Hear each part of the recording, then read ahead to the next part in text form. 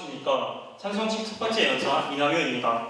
본 의회는 청와대 국민청원 제도에 득보다 실이 많다는 의제에 찬성하는 바입니다. 우선 문제에 대하여 정의를 진행하도록 하겠습니다. 본 제도는 문재인 정부가 시행하고 있는 국민 여론 반영 페이지로 국민의 목소리를 듣고 이에 청와대가 답변하여 국정 운영에 국민의 여론을 직접적으로 반영하겠다는 이번 정부의 의지와 함께 시작되었습니다. 그리고 득보다 실이 많다는 점은 현재 발생되고 있는 제도의 유익한 점과 새로운 점을 비교하는 토론이라는 것입니다. 하지만 현재 국민청원 제도는 이러한 목적의식과 의의가 흐려진 채 운영되고 있다고 생각합니다. 본 의회는 첫째로 청와대 국민청원은 상권분립 원칙에 위배된다는 점, 둘째로 본 제도가 오히려 여론 반영을 어렵게 한다는 점을 근거로 주장을 전개하겠습니다. 우선 정부의 경우 청와대 국민청원 제도를 정치적 공론장 그리고 여론을 수렴하는 장소로 사용하고 있습니다. 실제로 지난 문재인 대통령의 청와대 국민청원 제도 관련 발언을 보게 된다면 국민들의 자신의 의견을 표출할 장소가 없다는 점에서 청와대 국민청원 제도가 필요하다는 말이 언급됩니다. 하지만 청와대 국민청원 제도는 기본적으로 상권 분립 침해 여지가 크게 존재하며 국가기관의 역할에 대한 몰 이해에 불과합니다. 정치적 논쟁과 여론 수렴은 기본적으로 국회에서 이루어지는 것입니다. 국회는 국민의 대표기관이자 민의의 전당입니다. 하지만 기본적으로 청와대 국민청원 제도는 국회의 역할과 존재를 무시한 채 이 모든 역할을 행정부에 해당하는 청와대가 담당하도록 하게 하고 있습니다. 이는 이미 제왕적 대통령제로 비난받고 있는 우리나라 정치 상황에서 기본적인 상권분립의 원칙을 위배한다고 할 수 있습니다. 다른 국가의 예시를 들게 보더라도 행정부가 주관하는 국민청원 제도는 기본적으로 정치적 공론장과 국회가 수행하게 되는 정치 여론 수렴이 아닌 행정 업무 관련 문의사항과 불만을 수용하는 장소로 받아들여지고 있습니다. 실제로 국민청원 제도의 원조격인 백악관의 리더비틀의 경우 행정 업무와 관련되지 않은 질문은 원칙적으로 배제시키고 있습니다. 국민의 의견 수렴은 국민의 대표로 이루어진 국회가 해야 하지만 청와대와 국민이 직접 소통하는 초업적 과정은 국회의 합법적 절차를 무력화하는 것이라고 생각합니다. 둘째, 청와대 국민청원 제도는 오히려 세 가지 측면에서 국민 여론 반영을 어렵게 한다고 생각합니다. 첫 번째 측면으로는 청와대 국민청원 페이지를 살펴보면 지역구 국회의원이나 지방자치단체 업무에 포함된 청원들이 다수 올라와 있는 것을 확인할 수 있습니다. 이러한 청원들은 지역구 국회의원이나 지방자치단체의 민원 시스템을 활용한다면 충분히 해결할 수 있는 문제이지만 청와대에서는 조치할 수 있는 부분이 없습니다. 더 나아가 이러한 분야의 청원들은 20만 명의 동의를 얻어 답변되는 것이 어렵기 때문에 사소한 청원이 해결되리라 믿고 청와대 국민청원 페이지에 청원을 올린 국민들의 정치 효능감을 떨어뜨리고 정부에 대한 신뢰에 악영향을 미칠 위험도 있습니다. 두 번째 측면으로는 청와대 국민청원 동의 인원 조작 가능성이 많다는 것입니다. 최근 국회 자유한국당 해산청원에 대한 동의 인원이 180만 명을 돌파하는 데 대하여 자유한국당은 해외 서버에서의 불법적인 접근이 있었다는 매크로 논란을 제기하기도 했습니다. 이뿐만 아니라 청와대 국민청원 시스템은 SNS 계정으로 동의를 할 수 있게 되어 있는데요. 한 사람이 여러 개의 계정을 가지고 있다면 한 사람이 중복으로 동의할 수 있다는 문제점이 계속해서 제기되어 왔습니다. 청와대는 특정 청원의 동의 인원이 이틀 사이에 10만 명 증가하자 청와대는 부적절한 로그인 정황이 발견되었음을 발표하고 카카오톡의 연결을 전정 중단하기도 했습니다. 저희는 국민의 여론으로 비추어질 수 있는 청와대 국민청원의 동의 인원이 쉽게 조작될 수 있다는 점은 정부의 국정 운영에 혼란을 줄 수 있는 점으로 심히 우려하는 바입니다. 이와 더불어서 세 번째 측면으로는 인터넷 공간은 모든 사람이 익명성이라는 장치를 통해 동등한 권리와 지위에서 자신의 주장을 개진할 수 있다는 장점이 가장 큰 장점으로 받아들여지고 있지만 청와대 국민청원 시스템을 살펴보면 이러한 인터넷 공론장으로서의 역할을 하지 못하고 있다는 점이 드러나게 됩니다. 청와대 국민청원 제도는 20만 명의 동의 인원이 달성되었을 때 답변이 되는데 20만 명이라는 숫자는 인터넷 사회에 있어서의 약자들, 예를 들어 인터넷을 이용하지 못하거나 이용이 능숙하지 않거나 SNS 등을 이용하지 않는 자의 경우에는 달성하기 어려운 목표치입니다. 실제로 엠브레인의 통계조사 결과에 따르면 국민청원 동의의 60%가 SNS를 이용해 공유하고 이루어진다고 나와 있습니다. 이처럼 지금까지의 국민청원이 확산되는 과정을 살펴보았을 때 SNS의 공유를 통해 이루어지는 경우가 대부분인데 동의 인원이 20만 명이라는 것은 많은 사람과 연결된 인터넷 사회에서 권력과 영향력이 강한 인물이 없다면 실질적으로 그 20만 명이라는 동의 인원을 채우기가 불가능하다는 점이 있습니다. 따라서 국민과 현장의 목소리를 듣는다는 본 제도의 의의와는 맞지 않는 부분이라고 할 수 있겠습니다. 이러한 근거를 바탕으로 저희는 청와대 국민청원 제도의 득보다 실이 많다고 생각하는 바입니다. 이상입니다. 총 5분 10초 발언하였습니다. 이어서 작전 시간 1분간 허용하겠습니다.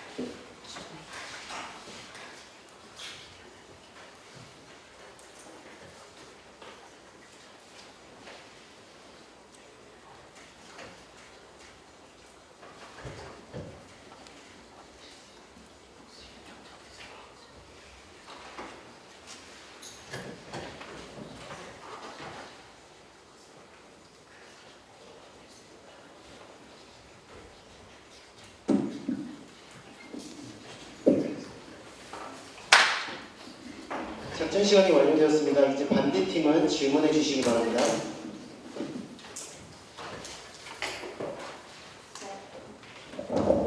네, 찬성식 발언 잘 들었습니다. 그러면 질의 시작하도록 하겠습니다. 먼저 찬성식에서 찬성을 하는 논거로 삼권 분립을 삼권 분립에 위배된다고 얘기를 하시며 국회의 역할과 존재를 무시한다고 하셨습니다. 맞습니까? 네, 맞습니다. 네, 하지만 정책 해결 과정에 있어서 정부는 정책을 본인들이 회의를 하고 또한 이에 대한 법 개정이 필요할 경우 그것을 받아서 국회로 넘기고 있습니다. 이는 청와대 행정부의 수장이 국회에 발의를 할 수 있는 이미 정해져 있었던 룰을 이용한 것일 뿐이지 이것이 삼권 분립에 위배된다고 할 수는 없습니다. 이에 대해서 어떻게 생각하십니까? 한 가지 단적인 예시를 들어서 설명을 드리도록 하겠습니다. 지난 8월 7일에 청와대 국민청원 페이지에서 답변된 그 청원을 보게 된다면 직장 판사에 대한 파면을 요구하는 청원이 일정 인원을 넘어서 그것에 대해서 청와대가 답변을 하고 있었습니다. 이러한 측면을 보았을 때 지금 이 청와대 국민청원 제도는 사법부의 독립성을 크게 위협하고 있는 것으로 알 수 있습니다. 네, 하지만 그러한 삼권 분립을 해칠 수 있는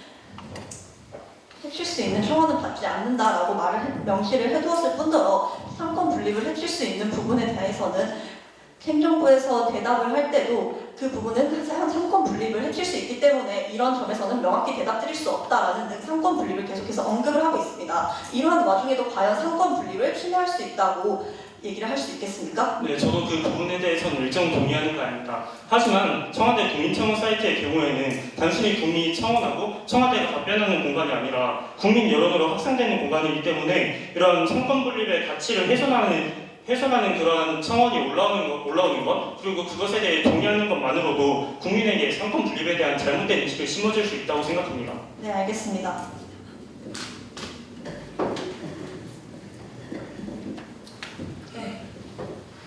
사회적 약자들이 국민청원 제도에서 목소리를 높일 수 없다고 하셨습니다. 맞습니까? 네, 맞습니다.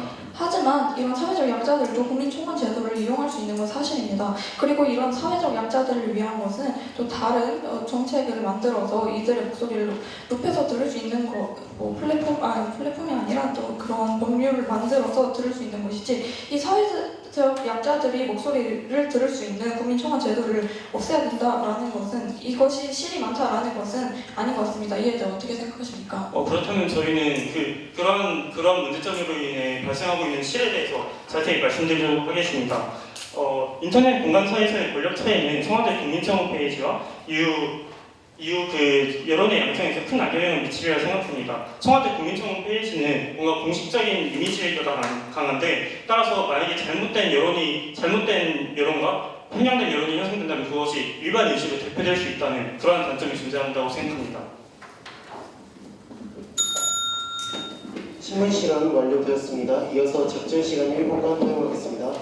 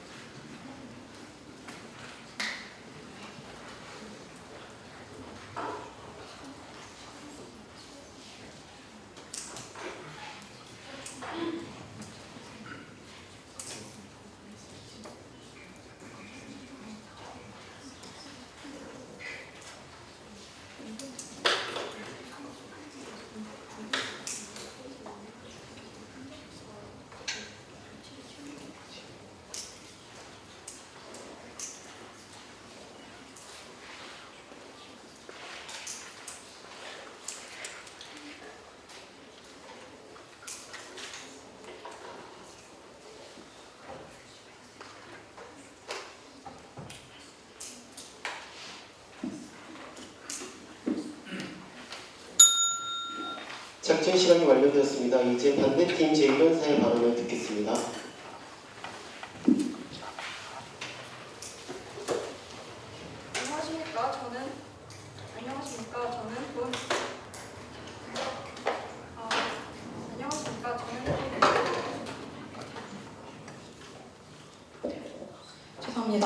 안녕하십니까. 저는 본 의회는 청와대 국민청원제의 득보다 실이 많다고 한다에 반대하는 반전 측 1형사 강진영입니다. 우선 발언에 앞서 찬성 측의 논거에 대한 반박을 하겠습니다. 찬성 측에서는 상권 분립이 되지 않는다는 이유로 국민청원제도에 득보다 실이 많다고 하셨습니다. 하지만 행정부에서 지역구나 자치단체에 대한 것은 행정부에 올라온 청원이라도 이들에게 청원을 받아 넘겨 청원들을 지역적으로 해결하도록 하고 있습니다. 따라서 이는 행정부에서 해결하고 있지 않으므로 행정부의 비대 현상이다라고 말하기는 어렵습니다. 이의제기 있습니다. 받지 않겠습니다. 그럼 이어서 저희 측 발언을 시작하도록 하겠습니다. 저희 측 세 가지 논거는 첫째, 기존보다 접근성이 용이하여 누구나 자유롭게 목소리를 낼 수 있다. 둘째, 청와대의 즉각적인 반응으로 인한 기대 효과가 높아지면서 국민의 정치 참여 의식을 함양할 수 있다. 셋째, 국민의 억울함을 청와대에 직접 호소함으로써 해결을 촉구할 수 있다는 근거를 들어 득보다 실의 많음에 반대하는 바입니다. 앞에 두 논거는 제가, 세 번째 논거는 이어서 박현진이, 쟁점 확보 및 반박은 3연사 양진우가 발언할 것을 알려드립니다. 먼저 청와대 국민청원제도는 국민과 정부의 소통을 지향하고 있습니다. 카카오, 네이버, 페이스북 등 주요 SNS 계정만 있다면 누구나 자유롭게 청원을 하고 또 그에 동의할 수 있습니다. 기존 국회 청원을 제출하려면 직접 의원을 만나 의원이 작성한 청원 소견서 의견서에 의견을 인정까지 받아야 하고 청원소 위원회 심사, 수감위원회 의결, 본회의 의결 등 다단계를 거쳐야 하기 때문에 일반 국민 받지 않겠습니다. 일반 국민 개인이 제기하기에 문턱이 높은 것이 현실입니다. 하지만 청와대 국민청원제는 이러한 문턱을 낮추어 보다 자유롭게 목소리를 낼 수 있게 되었습니다. 이는 사회에서 목소리를 내기 힘든 사회적 약자 및 취약계층에게 몇 없는 소통장구로 작용할 수 있습니다. 실제로 또한 받지 않겠습니다. 죄송합니다. 실제로 또한 다수의 국민들이 자신의 의견과 일치하는 혹은 개선되어야 할 방안에 대해서 동의를 표함으로써 누구나 자유롭게 의견을 말하고 다수의 의견을 모음으로써 실질적인 정책을 펴나가는 소통의 장이 형성될 수 있습니다. 실제로 음주운전으로 인한 범죄 피해가 지속적으로 발생하자 국민들이 음주운전 단속에 대한 청원글을 올렸고 제재 강화의 필요성이 인식되어 제2율청호법 개정으로 이어진 사례가 있습니다. 이로써 다수의 음주운전 차량이 적발되었고 따라서 음주운전 차량이 35%나 감소하게 되었습니다. 이는 음주운전에 대한 시민 경각심을 높이고 음주운전으로 인한 피해 사례를 예방한 전례가 된 것입니다. 대한민국 헌법 제26조 청원권에는 국민이 국가기관의 일정한 사항을 문서로서 진정할 수 있는 권리를 보장하고 있습니다. 최고법인 헌법에 따라 국민이 문서로서 직접 국가에 청원할 수 있는 장을 만들어주는 청와대 국민청원제는 국민의 청구권적 기본권을 보장하는 것으로 이어질 수 있습니다. 다음으로 청와대의 즉각적인 반응으로 이어진 기대효과가 높아지면서 국민의 정치 참여 의식을 함양시킬 수 있습니다. 통계청에 따르면 대통령 선거 투표율은 2000년대에 들어 국회의원 선거와 지방선거 투표율은 1990년대부터 낮아지기 시작했습니다. 국민의 의견이 정책에 즉각적으로 반영되지 않자 정부의 신뢰가 약화되었고 그로 인한 정치적 무관심층의 증가와 정부 신뢰의 약화가 투표율의 감소로 이어진 것입니다. 시민들의 목소리를 정책 결정 과정에 반영하고 실질적인 소통을 위해 제도화된 조치들, 국회청원 위원, 국민신문고 제도 등은 이미 시행되어져 왔으나 사실상 유명무실화되는 양상을 보였습니다. 통계청의 2012 전자정부 서비스 실태조사에 따르면 신문고 이용률은 3.7%로 5%도 되지 않았습니다. 즉 정부의 대응성이 국민의 정치 참여 의식에 큰 영향을 미친다고 볼 수 있습니다. 그러한 관점에서 즉각적인 대응을 보이는 청와대 국민청원제는 국민들의 정치 참여 의식 향상에 반드시 필요했던 수단이라고 볼 수 있습니다. 이를 증명하듯 청와대 국민청원제는 정부 당국으로부터의 빠른 피드백을 특징으로 하고 빠른 피드백을 특징으로 국민들이 정부와 직접 소통하고 국민의 다양한 생각을 온전히 표출할 수 있는 공간으로 자리매김하고 있습니다. 지금도 청와대 청원 게시판에는 일평균 40개의 의견이 꾸준히 올라오고 있습니다. 앞서 유명무실했던 제도들의 참여율이 저조해가는 것과 달리 청와대 국민청원제도는 일종의 민주적 공론장을 활성화시킨 것입니다. 국민 참여와 소통 확대를 구현하는 중요한 제도인 국민청원제는 대의민주주의의 한계점을 보완하는 동시에 국민들의 정치 참여 의식을 현현시켜 국민과 정부의 소통을 매개하고 있는 역할을 하고 있는 것입니다. 감사합니다. 총 5분 9초 발언하였습니다. 이어서 작전 시간 1분간 허용하겠습니다.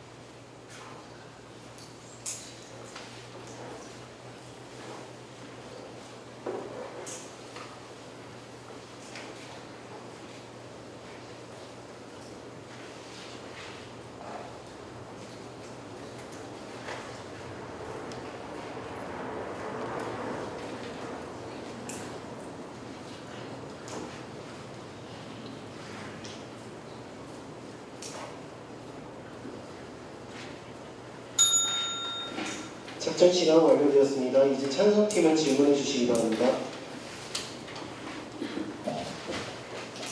첫 번째 질문 드리도록 하겠습니다. 결국 신문고에 대한 얘기를 해주셨는데 그렇다면 청와대 국민청원제도는 단순히 현 정부가 관심이 있어서 더욱더 사용됐다면 그럼 신문고 기준에 있는 제도들을 다시 부활시키면 되는 장점이지 않을까요? 하지만 기존의 신문고와 같은 경우는 앞서 국회 청원과 마찬가지로 대중들의 접근이 매우 어렵습니다. 마찬가지로 다단계로 진행되기 때문에 국민청원 제도에 세계도 많다고 생각합니다. 국민청원 제도의 답변율을 살펴보면 만 개당 10개 정도의 답변을 하고 있는 것을 알 수 있는데 이는 오히려 국민의 접근성은 높은 대신에 또 정부의 답변이 어렵기 때문에 국민의 정치 현안감은 낮아질 수 있는 계기가 아닌가요? 이는 국민의 청원에 대한 정부의 답변을 받기 어려운 것이 아니라 정부에서는 투표율이 20만 명을 넘는 청원들에 한해서 답을 하고 있습니다. 따라서 어떠한 청원이건 투표수 20만 명을 넘을 수 있다면 답변을 받을 수 있기 때문에 접근성이 용이하다고도 말할 수 있습니다. 하지만 앞서 말씀드렸듯이 온라인상에서 20만 명의 청원에 동의하는 사람들을 모으기 위해서는 SNS 등에서의 영향력이 필요하며 이러한 영향력이 없는 사회적 약자는 청원을 자유롭게 올릴 수는 있지만 그 청원에 대한 답변을 듣기 위해서는 결국 온라인상에서의 권력자의 영향력 있는 사람에 의해서 도움을 받아야 하기 때문에 이는 오히려 그 사람들에 대한 그런 정치적 효능감을 약화시키고 동등하지 못한 정치제도가 아닌지 질문드리고 싶습니다. 하지만 실제로 20만 명을 넘은 청원들 중에서는 자신의 억울한 일을 호소함으로써 이런 20만 표를 넘는 경우도 많습니다. 따라서 약자들이 억울한 일을 호소한 것이 무조건 투표수를 얻기 힘든 것은 아닙니다. 우리나라 같은 경우에는 이미 SNS를 통한 그런 의견 확산이 매우 빠른 국가 중 하나입니다. 무슨 이야기를 하냐면 설령 그런 사회적 약자들이 자신의 의견을 얘기할 수 있어도 실제로 이미 SNS나 페이스북 이런 것을 통해 이미 충분히 해결할 수 있는 것입니다.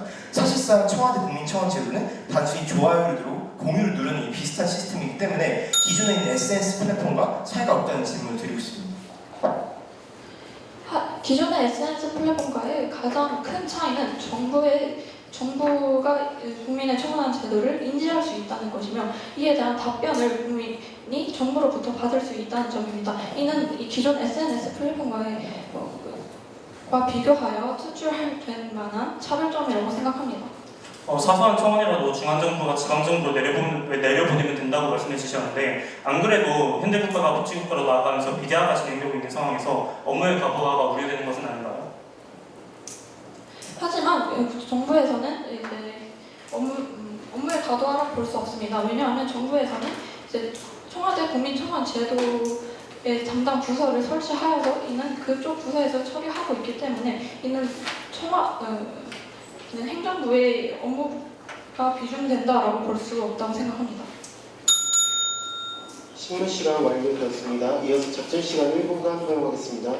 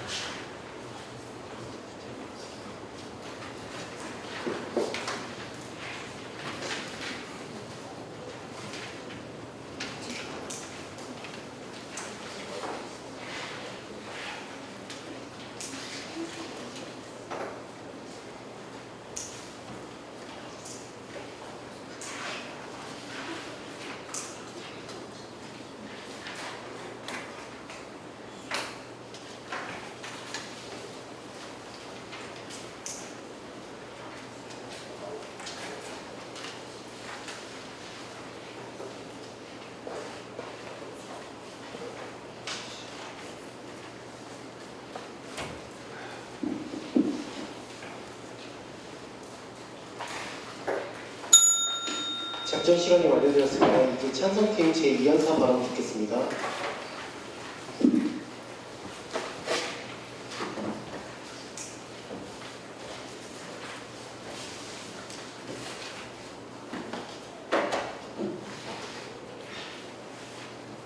안녕하세요. 찬성 측 제2연사 윤희상입니다. 저희 찬성 측은 청와대 국민청원 제도에 득보다 실이 많다는 주제에 찬성합니다. 우선 반대 측에서 언급해 주신 근거들에 대한 반박을 진행하도록 하겠습니다. 반대 측에서는 접근성이 높다는 이유로 청와대 국민제도에 득이 많다고 설명해 주셨습니다. 하지만 접근성이 높다는 것과 접근성에 의한 청와대 국민청원 제도의 답변 그리고 이로 인한 실질적인 변화가 그 득의 기준이 되어야 하는 것이지 단순히 접근성이 높다고 해서 청와대 국민청원 제도에 득보다 실보다 득이 많다고 주장할 수 없다고 생각합니다. 단적인 예로 청와대 국민청원 제도의 답변 비율을 보자면 만 개당 10개 정도의 답변을 받고 있다고 합니다. 이러한 답변율은 반대 측에서도 인정해 주신 20만 명의 동의 수가 필요하기 때문인데요. 저희는 이 20만 명의 동의를 얻어야만 청와대 답변을 얻을 수 있고 그 답변 역시 댓글창 역시 이것에 대한 동의합니다 또는 반대합니다 단순한 의견 교환만을 나눌 수 있는 그러한 플랫폼이 어떻게 공론장으로서의 역할을 할 수 있는지에 대해서도 의문을 가지고 있습니다. 공론장이라고 하면 그 과정에서 수의가 이루어질 수 있고 자유로운 의사소통을 한 다음에 국민들을 통해서 의견을 도출하는 것인데 청와대 국민청원제도는 하나의 주장하는 글을 올려놓으면 그 글에 대한 찬성하는 사람들의 의견이 20만 명이 넘으면 그것이 청와대가 맞는지 틀린지 또는 자신이 어떤 역할을 할 수 있는지 단순 답변해주는 수직적인 방식으로서 이는 실질적인 정치적인 개선을 이뤄낼 수 있는 도구는 전혀 아니라고 생각합니다.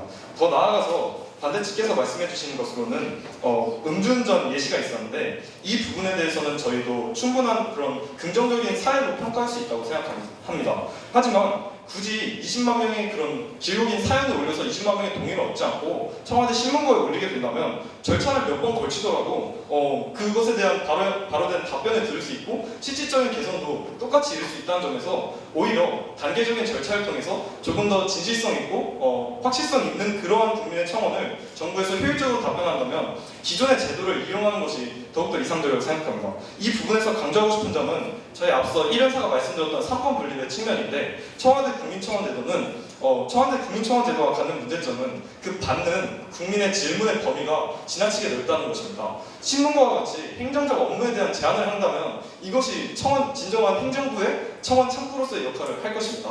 하지만 청와대 국민청원 제도는 문재인 정부가 들어서면서 국민의 입장을 잘 수용하는 정부가 되겠다는 모토하에 전체적인 모든 국가 행정과 입법, 모든 국민의 의견을 다 수용하는 도구가 되었고 물론 그것에 대한 답변은 청와대에서 이것은 입법부의 일입니다. 이것은 사법부의 일입니다. 이렇게 답변할 수 있지만 어쨌든 청와대가 운영하는 그 사이트 내에서 국민들에게 20만 명의 동의를 얻는 것은 당연히 입법부와 사법부에게 큰 압박이 될 수밖에 없으며 이런 압박을 실제로 사법부와 입법부에서 불만을 표현한 적도 있다는 점을 저희는 말씀드리고 싶습니다.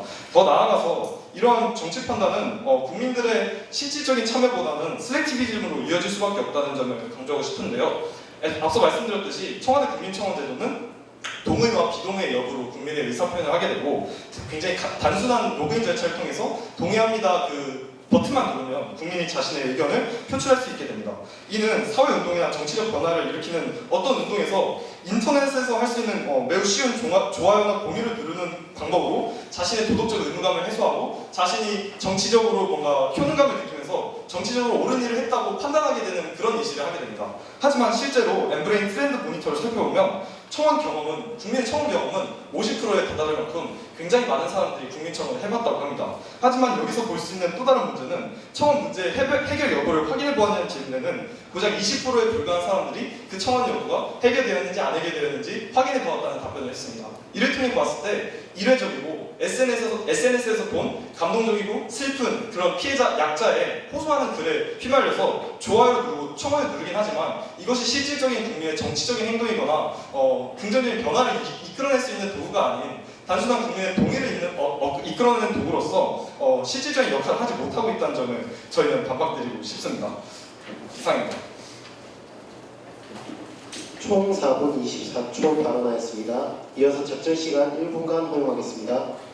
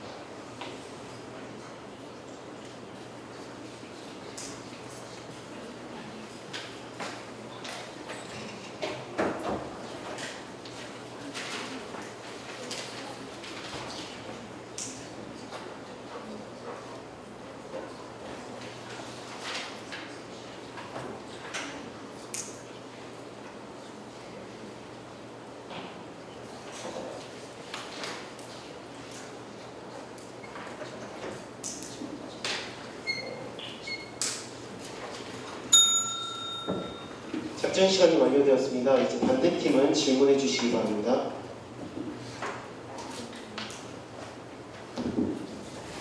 네, 찬성 측 발언 잘 들었습니다. 찬성 측에서는 3권 분립을 얘기를 하시면서 저희 측에 대한 반박으로 행정부의 업무 과부하가 일어나고 있다고 말씀해 주셨습니다. 맞습니까? 네, 문제가 맞습니다.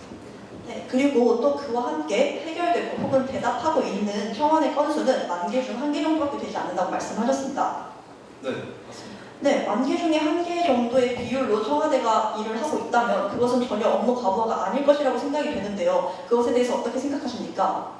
하지만 반대 측에서 말씀하셨듯이 하루에 올라오는 청와대 국민 청원의 양만 해도 상당하고 그것을 또 청와대에서 그 가이드라인을 정의하는데 뭔가 인신 공격적이거나 그런 것에 대한 착제 업무를 해야 하기 때문에 이것을 관리하는 것만으로도 충분한 업무 비대화와 또한 답변하지 않아야 될 그러한 다양한 청원들이 올라오는데 이것들을 다 관리해야 한다는 점에서는 충분히 업무 비대화로 설명할 수도 있다고 생각합니다.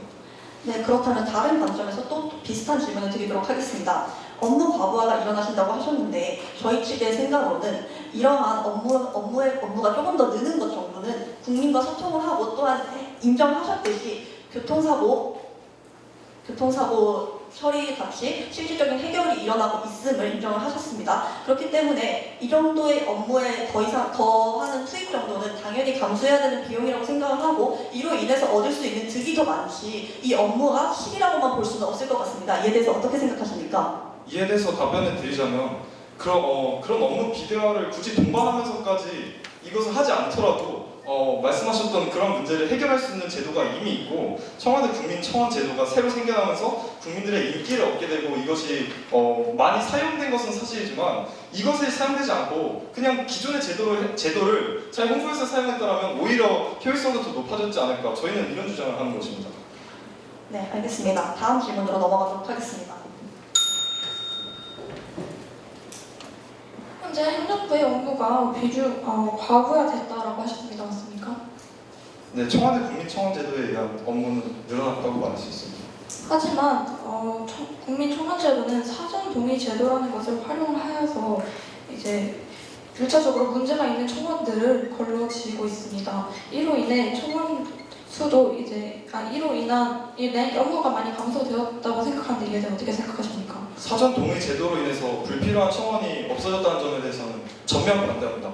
왜냐하면 기존의 사례를 보았듯이 허위 사실이 올라온 그런 청원 제도에 대한 10만 명 이상의 동의가 발생했고 이로 인해서 무고한 사람이 자살하거나 이런 경우가 생겨났기 때문에 저는 이 부분에 대해서 사례적인 측면에서 봤을 때도 그 점에 대해서 반대하는 부분입니다. 정확히 무슨 사례인지 말씀해 주셨으면 좋겠습니다.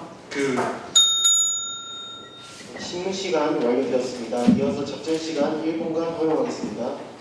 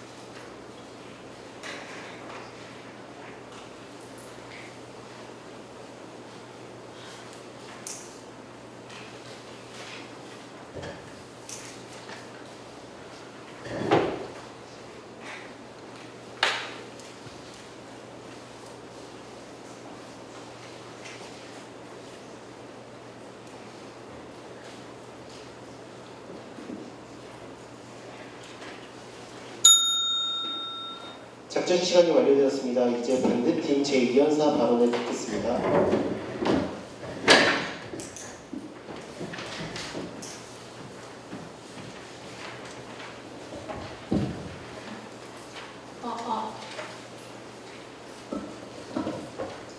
안녕하십니까. 저는 본 위에는 청와대 국민청원제의 득보다 실이 많다고 생각한다에 반대하는 반대측 이연사 박현진입니다.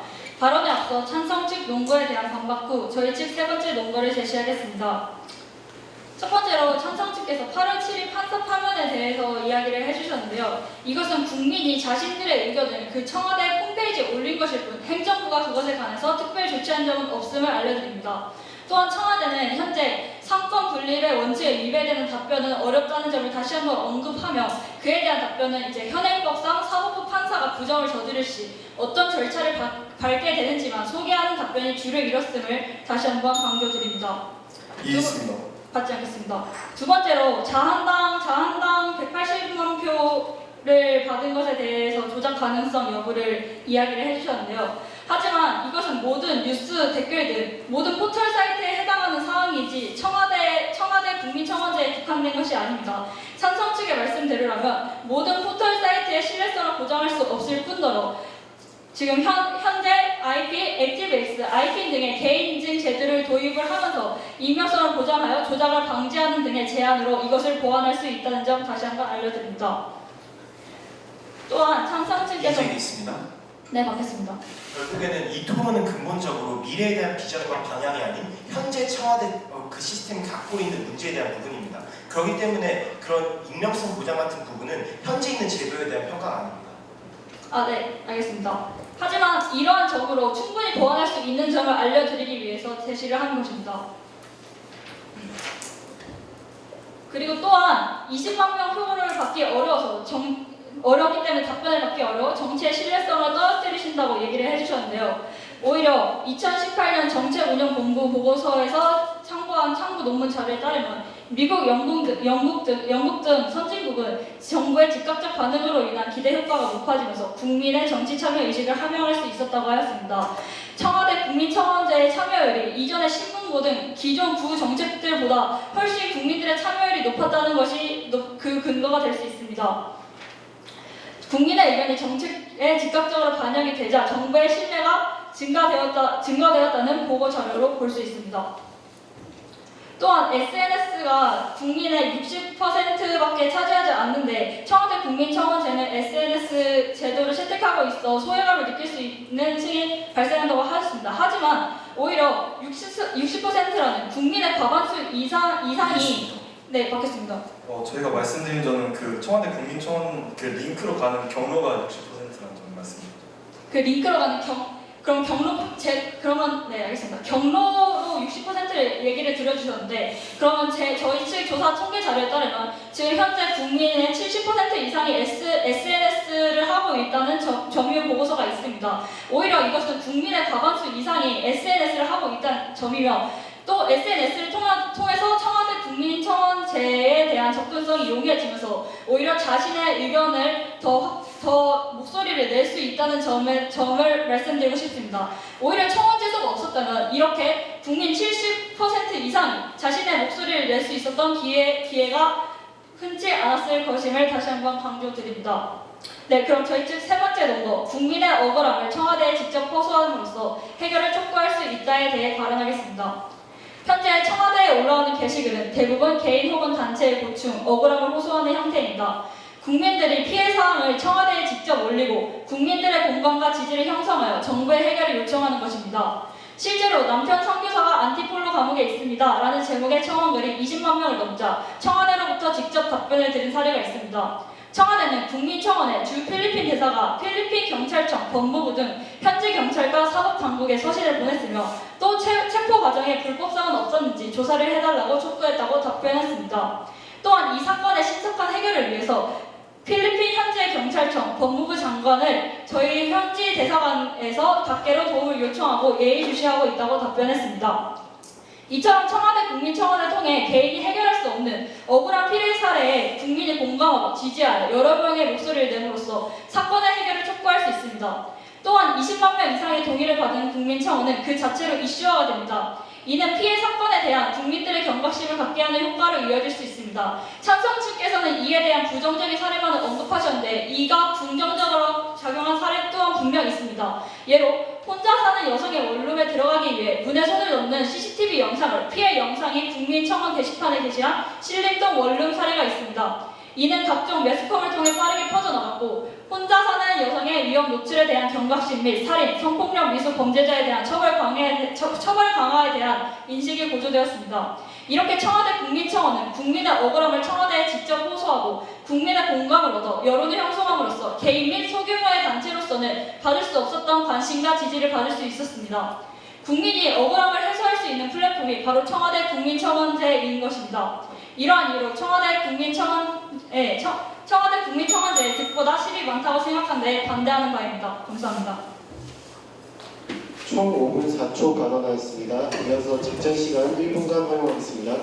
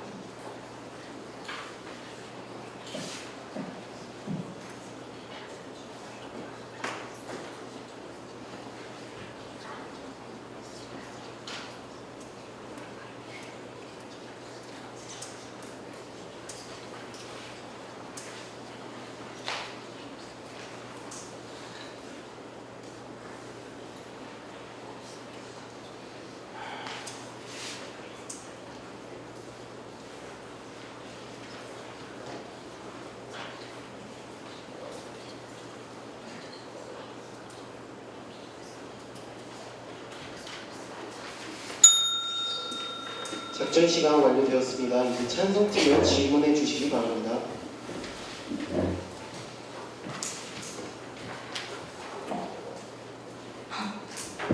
질문 시작하겠습니다. 네. 두 번째 연설께서는 국민의 70%가 SNS를 이용 중이라고 말씀해 주셨는데 국민의 30%라는 숫자도 굉장히 많은 숫자라고 볼 수 있고 나머지 30%에는 노인과 같은 SNS 비이용자가 대부분일 것인데 따라서 특정 계층의 의견이 제외된 여론이 국민의 일반 인식으로 대표된다고 오해가 된다면 이것은 상당히 위험하다고 생각합니다. 네. 물론 30% SNS를 이용 안 하는 국민이 있다는 것은 사실입니다. 하지만 이것은 70%의 과반수를 무시할 수 있는 그런 근거 사항은 되지 않으며 방금 이제 30%의 노년층을 이야기해 주시면 그 분들의 접근성을 얘기를 해주셨는데요. 실제 청원 내용에 따르면 70세 이상의 노인들이 청원을 한 경우도 이제 경우에서 청와대에 정반대의 답변을 받은 경우 또한 분명 있었습니다. 그 여론 형성이 된다는 점에 대해서는 이해를 하는데 저희는 이것이 잘못된 여론이 형성되거나 그리고 가장 중요한 점이 행정부가 운영하는 페이지에서 여론을 형성하여 다른 사법부나 입법부에 압박을 줄 수 있다는 점에 대해서는 어떻게 생각하십니까? 이것은 여론을 통해서 압박을 줄 수 있다는 점을 강조한 것이 아니라 제가 말씀드린 청와대 국민 청원제에 따르면 국민 20만 명의 표를 받을 수 있습니다. 이것은 행정부가 임의로 뭐 청원의 착수를 눌린다 이것이 아니라 국민이 스스로 자신의 생각을 의결함으로써 이런 생각을 가지고 있다라고 자신의 목소리를 내는 것입니다. 그것이 행정부에 전달돼요. 행정부가 고유 권한이 의회에 발의를 한다거나 이제 사법부에 이게 법적으로 이것의 고려 사항을 제출한다거나 하는 기존의 영향력을 행사할 수는 있지만 여론을 통해서 그것을 과장할 수는 없다고 생각합니다. 저희 팀의 질문은 그렇다면 그런 여론 수렴 과정이 꼭 단순히 의회나 아니면 사법부에 다 직접적으로 전달되는 것이 아니라 청와대와 행정부를 꼭 통해서 전달되어야 되기 때문에 그러한 측면에서 행정부가 지나친 권력을 가진다는 부분에 대해서 지적하고 싶습니다. 하지만 행정부는 어디까지나 본인이 가지고 있던 권한을 행사할 뿐이며 국회와 사법부 또한 행정부의 이런 비대 현상을 막을 수 있는 그런 시스템을 도입을 하고 있기 때문에 상권 분립에 크게 위반되는 가능성은 현저히 낮다고 생각합니다. 그에 비해서 반대팀께서는 음주운전 관련해서 법이 개정된 사항을 말씀해 주셨는데 그것 자체가 행정부를 통해서 이런 법안들이 바뀌고 있다는 것, 즉 행정부의 권력이 강해진다는 것을 반대 측에서 직접 증명하신 거 아닌가요? 하지만 이것은 국민의 여론조사에 따른 실제 국민들의 수요가 요구되어 있던 상황에서 그러한 사건이 이슈화 되었기에 더욱더 강조되었던 점이며 질문 시간 완료되었습니다. 이어서 작전 시간 1분간 허용하겠습니다.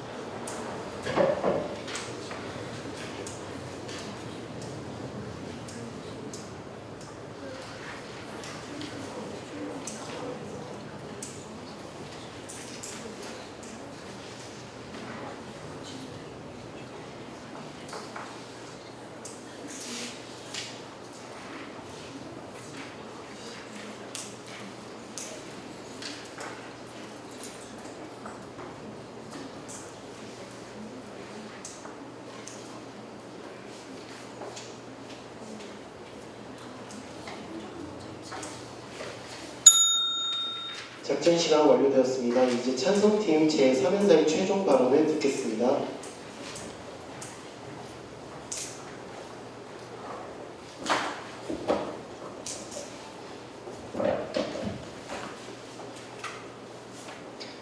저희 찬성팀의 입장은 매우 명확합니다. 저희 찬성팀은 이미 우리나라 민주주의 시스템이 결국에는 제왕적 대통령제로 이미 질타하고 있는 상황에서 행정부의 지나친 업무는 결국에는 민주주의의 본질을 해치고 그리고 심지어 반대팀이 원했던 그런 목적조차 수행하지 못할 것이라고 생각합니다. 앞선 쟁점에 앞서서 저희 팀의 입장을 명확히 하도록 하겠습니다. 저희 팀의 비전은 다음과 같습니다. 이미 현대사회에서 그리고 현재 우리나라 시스템에서는 결국 직접 민주주의의 일부적인 부분을 받아들이고 있습니다. 국민소환제, 신문고제와 같은 어느 정도의 절차를 갖고 있지만 또한 사람들이 접근성을 갖고 있는 정책들이 있습니다. 하지만 현재 상황에서는 이러한 방안들이 있다는 것에서 사람들이 인지하고 있지 못하고 있습니다.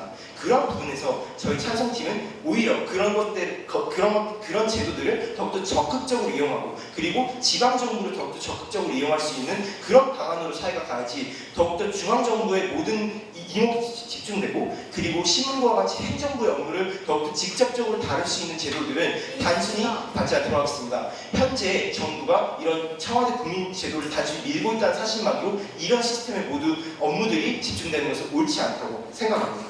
그렇기 때문에 현재 실제로 국회 차원 제도 같은 경우도 많은 지지를 받고 있습니다. 국회 차원 제도는 이런 청와대 차원 제도가 있다는 사실이 입각하여 결국은 인터넷을 통해서 어느 정도 시스템을 바꾸거나 아니면 절차의 간소화에 대한 의논을 하고 있습니다. 무슨 이야기를 하냐면 결국에는 국회 차원 제도 같은 것들을 더욱더 활성화시켜야 되는 것이지 단순히 행정부의 업무를 증가시키는 것이 이것의 핵심이 아니라는 것입니다.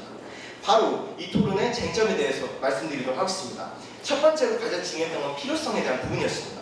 결국 우리 사회는 이미 고질적인 사회 문제에 대한 인식을 하고 있습니다.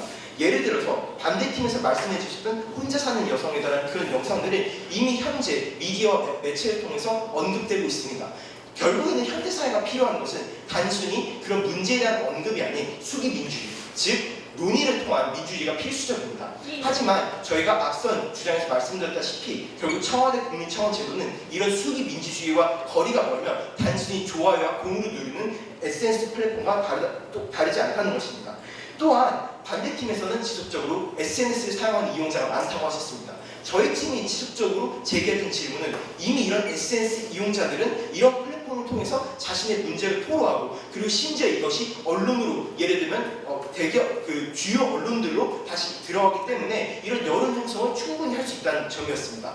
하지만 가장 큰 문제점은 결국에는 청와대 국민청원 제도가 이런 여론 같은 걸 정확하게 반영하지 않는 상태에서 일부 국민, 즉 30%의 그런 많은 국민들을 제외하고 있는 상황에서는 결국에는 필요성이 굉장히 미비하다는 점입니다. 또한 저희 팀은 행정부의 비대화 그리고 3권 분립에 대해서 말씀드렸습니다.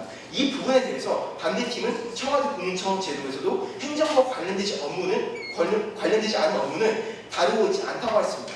하지만 그에 비해서 반대 측에서는 음주운전법 관련 개정을 또한 말씀하셨습니다. 이러한 측면에서 저희 팀은 결국에는 행정부의 업무가 과대해지고 또한 이 과정에서 청와대를 통해서만 이 모든 문제가 해결될 수 있다는 것을 반대팀에서도 결국엔 인정한 셈이라고 볼 수 있습니다. 또한 저희 팀은 반대팀께서 결국 장벽이 있다고, 즉 사전 동의와 같은 제도가 있다고 말씀해 주셨습니다. 첫 번째로는 저희가 그 제도가 얼마나 이용되지 않는 부분에 대해서 이미 저희 두 번째 연사에서 말씀드렸지만 설령 이렇게 사전 동의와 같은 장벽이 있다 한다면 오히려 반대팀이 말씀하셨던 사회적 약자들을 도대체 어떻게 보호할 것인지에 대한 의문이 다시 남습니다. 결국에 저희가 원하는 것은 민주주의의 절차입니다. 왜냐하면 절차를 통해서 사람들의 의견을 정확하게 수용하는 것이 훨씬 현대 민주주의에서 중요하다는 것을 도널드 트럼프의 어떤 가짜뉴스와 같은 사태에서 볼 수 있었습니다. 그런 측면에서 저희 팀은 행정부 비대화, 즉 결국에는 지방정부가 모두 소외되고 그리고 중앙정부가 모든 업무를 도맡게 되는 이런 청와대 청원 제도가 효과적으로 사람들의 문제를 해결할 수 없다고 생각합니다.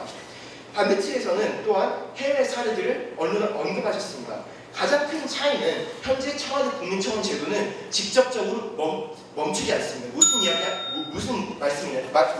의도냐면 결국에는 청와대 국민청원 제도는 행정부 관련 아닌 업무도 다 사람들이 올릴 수 있게 허용해놨지만 해외 사례 같은 경우는 원칙적으로 그런 질문들을 올릴 수 없게 제도적으로 모두 막아놨기 때문에 이런 업무 그 정치적 효능감을 사람들이 느낄 수 있다는 것입니다.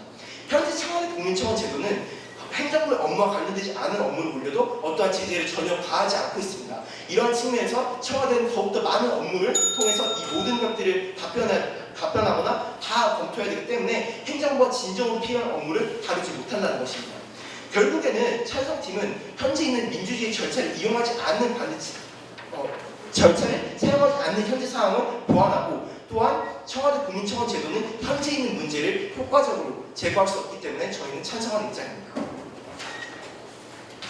총 5분 24초 발언하였습니다. 이어서 작전 시간 1분간 허용하겠습니다.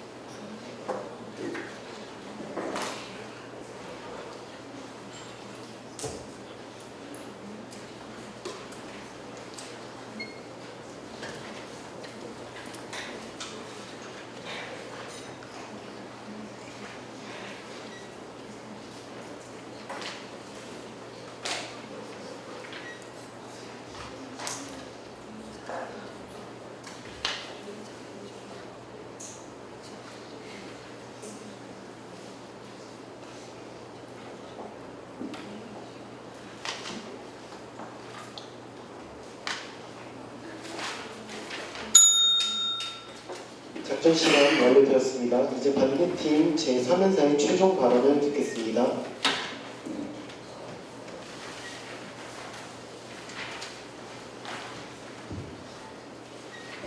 네, 반대팀 3연사 발언하도록 하겠습니다. 안녕하십니까. 저는 본 의회는 청와대 국민청원제의 득보다 실이 많다고 생각한다에 반대하는 반대측 제3연사 양진우입니다. 제가 찾은 쟁점들을 말씀드리기에 앞서 상대 측에 대한 반박 및 재반박을 하도록 하겠습니다. 첫 번째입니다.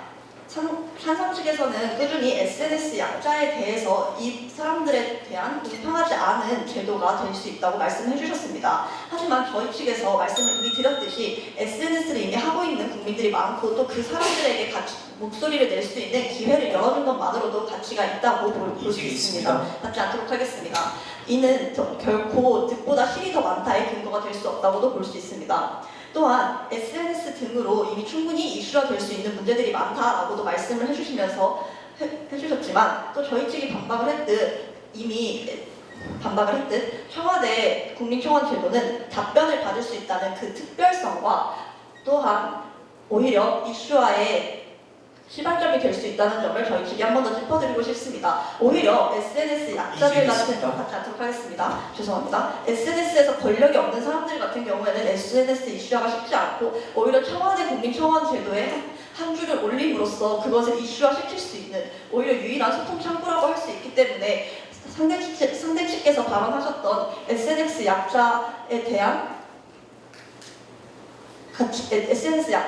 대안이 없다는 것과 약간 상충하는 부분이 있음을 알려드립니다. 또한 여론 수렴 과정에 의해서 행정부가 비대해지는 현상이 일어날 수 있다고도 말씀을 해주셨습니다. 네, 행정부가 운영하고 있는 사이트이기 때문에 확실히 행정부가 그 사이트를 조작할 수 있는 가능성 물론 있습니다만 아직까지 그에 대한 판례가 없습니다. 또한 행정부 사이트에서 일어난 여론일 뿐 여론 자체는 국민이 만들었다는 점에서 인정하셨듯 약간 좋아요 그런 SNS와 다를 게 없다는 점 받지 않도록 하겠습니다. 점과 비슷하다는 점에서 여론은 국민이 만든 것이지 행정부가 만든 것이 아니기 때문에 행정부 비대화 현상이 일어난다는 말은 맞지 않다고 생각합니다. 또한 저희가 말씀을 드렸던 음주운전 차량 같은 경우에는 이미 그 법에 대한 수요가 있는 과정에서 거기에 사건이 터지면서 이슈화돼서 그에 대한 법 제정이 일어난 것이지 행정부 비대화 현상으로만 해석을 할 수는 없는 부분이라고 생각하며 오히려 이슈와 경각심이라는 저희 측 주장과 더 일치하다고 생각합니다. 이제 제가 찾은 받도록 하겠습니다. 저희 팀에서 지속적으로 말씀드렸던 부분은 기존에 있는 민주주의 절차를 더욱더 활용하고 구체적인 답변과 도움을 받을 수 있는 거 아닌가요? 네, 그 점은 제가 준비해 놓았기 때문에 나중에 좀 더 이따가 말씀을 드리도록 하겠습니다. 제가 찾은 쟁점들을 말씀드리도록 하겠습니다. 첫 번째 쟁점은 과연 정치 참여 의식 혹은 정치 효능감이 올라가는가에 대한 얘기였습니다. 찬성 측에서는 국민들이 도덕적 의무감을 느끼지 않고 그렇기 때문에 정치적 효능감이 오히려 더 떨어질 수 있다고 말씀하셨지만 찬성 측에서 말씀해 주셨듯이 이미 50%의 국민들이 국민투표에 참여했다고 말해주신 바 있습니다. 또한 국민청원제도, 국민신문고 등 이미 사용되고 있는 것들을 더 열심히 사용하면 되는 것이 아니냐라고 말씀을 해주셨는데 이는 현재까지의 상황만을 고려하자고 하셨던 찬성 측의 첫 번째 전제와 맞지 않는 부분도 있으며 처음에는 국민신문고 등의 플랫폼도 각광을 받았으나 즉각적 반영이 되지 않는 관계로 참여율이 점점 저조해지어서 유명무실화됐다는 점에서 국민신문고에 현재 5% 정도 되는 참여율과 50%까지 올라간 청와대 국민청원 제도의 참여율에 있어서 좀 더 저희 측에서 말씀드렸듯이 정치 참여 의식이 향상되는 편이 좀 더 부각이 되었습니다.